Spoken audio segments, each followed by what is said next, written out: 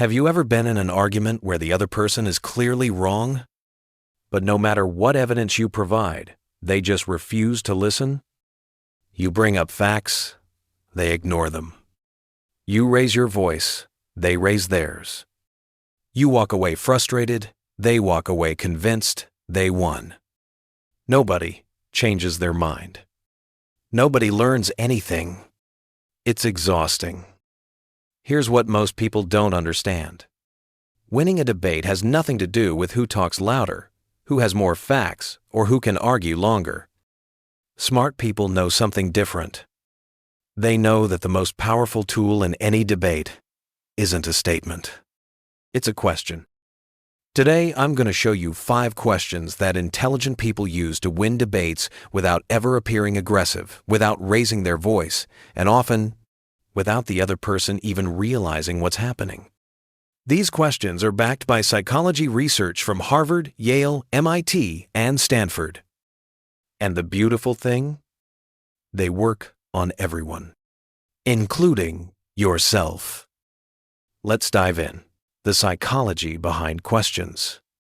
But first, why do questions work so much better than arguments? Here's the thing. When you argue against someone's position, you trigger something called the reactance effect. This is documented research from Yale. When people feel their beliefs are under attack, their brain activates defense mechanisms. They don't think more carefully. They dig in deeper. They become more convinced they're right, not less. But questions work differently. Questions bypass the defensive response. Instead of external pressure that creates resistance, questions create internal reflection. When someone answers a question, they're not defending against you, they're examining their own thinking.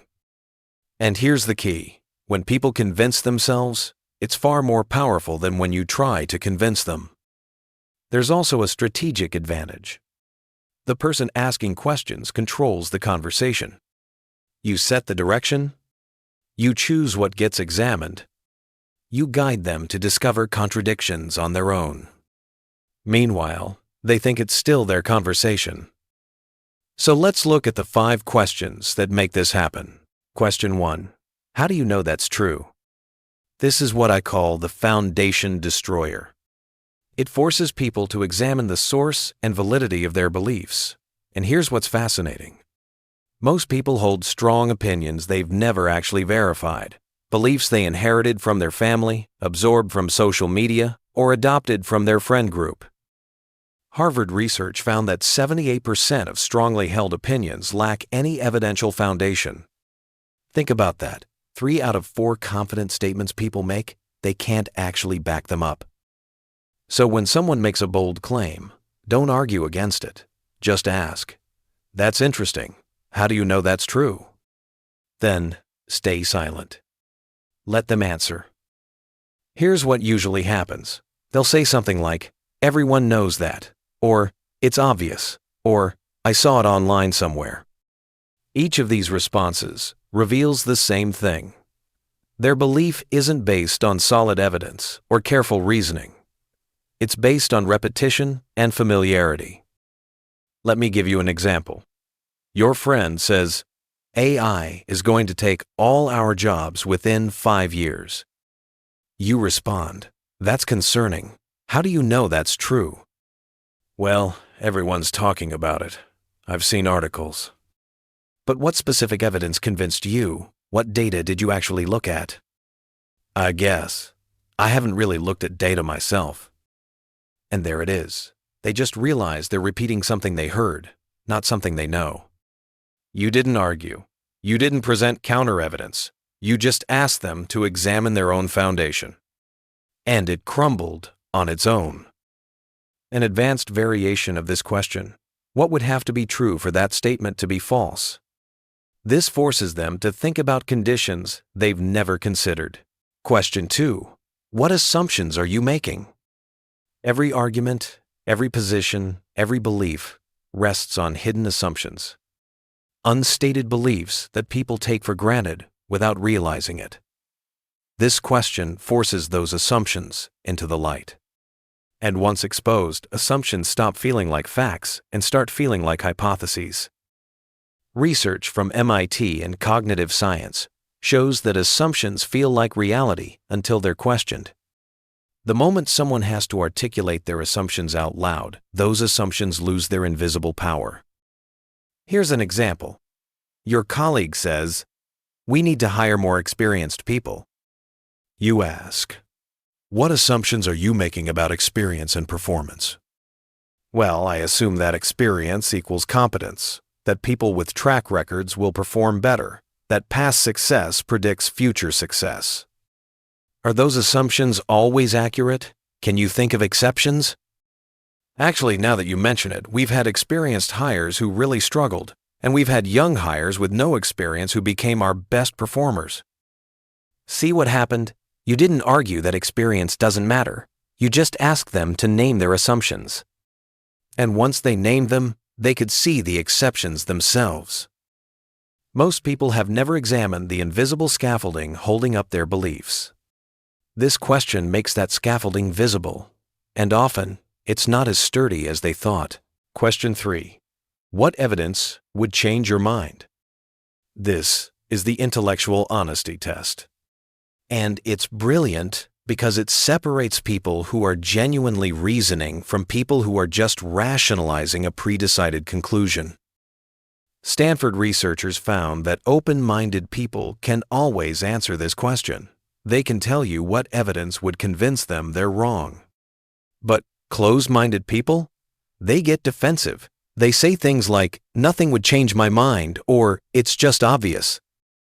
And when someone says nothing could change their mind, you've just exposed something important. They're not thinking rationally. They're operating on faith or emotion, not logic. Here's how this plays out. Someone says, "Cryptocurrency has no real value.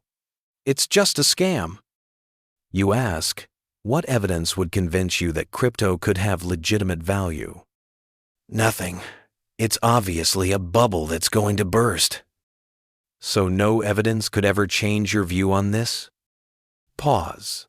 Uncomfortable silence. How is that different from faith? Now they're stuck. Because they just admitted their position isn't based on evidence, it's based on a fixed belief. And once that's exposed, the conversation shifts entirely. A powerful follow-up. Have you actively looked for evidence that contradicts your position? Most people haven't. They've only looked for confirmation. Question 4. What would someone who disagrees with you say? This tests intellectual empathy and depth of understanding. True understanding means you can accurately articulate opposing viewpoints, even ones you disagree with, especially ones you disagree with. But here's what most people do instead. They create strawman versions of opposing views. Weak, distorted versions that are easy to dismiss. This question reveals whether someone has genuinely engaged with the strongest arguments against their position. Harvard research on decision-making found that people who can steelman opposing views, meaning represent them accurately and charitably, make significantly better decisions than people who can only attack weak versions. So when someone makes a confident claim, ask them, what would the strongest critic of your position argue? Not a weak version, but their best points. Example, working from home is always better than being in an office.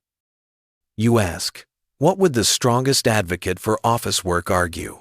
Their best points, not the weakest ones. They'd probably say people are lazy at home and don't work as hard. Is that really the strongest argument? What about spontaneous collaboration, faster problem solving through immediate communication, mentorship for junior employees, building company culture? I guess I hadn't really considered those seriously. And there it is. They've been arguing against a position they don't fully understand. Once they realize this, they can't unsee it. Their certainty drops immediately. Bonus effect. This question also makes you look intellectually fair and humble. You're not attacking. You're seeking to understand all perspectives. Question 5. What are the logical implications of your position? This forces people to follow their beliefs to their natural conclusions. Many positions sound perfectly reasonable in isolation. But when you extend them logically, when you apply them consistently across different scenarios, problems emerge. People often hold beliefs without ever considering where those beliefs lead. Neuroscientists call this cognitive ease. The brain avoids imagining full consequences because it requires effort. This question adds that effort back in. Someone says, people should be free to do whatever they want as long as they're not hurting anyone. You ask, what are the logical implications if we apply that principle universally? What counts as hurting someone? Just direct physical harm?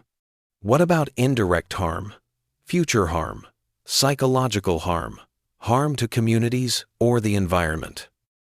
Well, when you put it that way, I guess the principle needs some boundaries. So it's more nuanced than the original statement? Yeah, I suppose it is. See the shift? You took their principle and tested it, and by testing it, they discovered their own position needed refinement. They convinced themselves. You just asked the question. Another way to use this: if everyone believed this and acted on it, what would happen? Universal application often reveals problems that weren't obvious before. How to use these powerfully.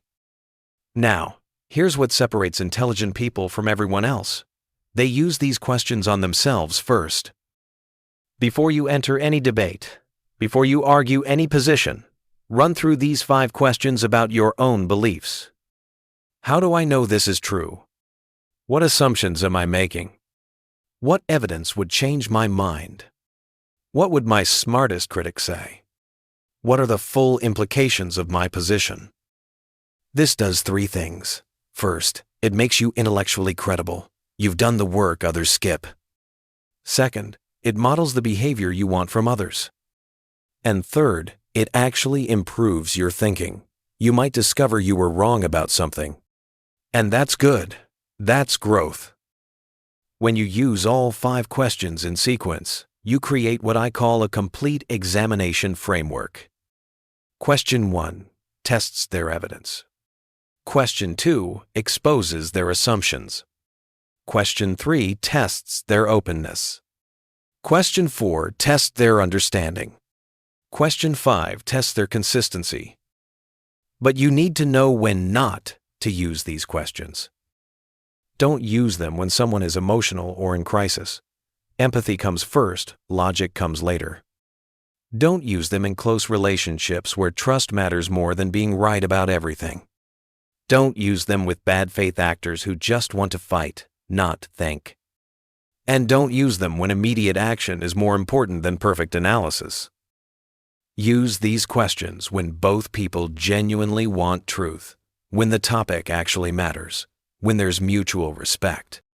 And critically, when you're willing to change your own mind too.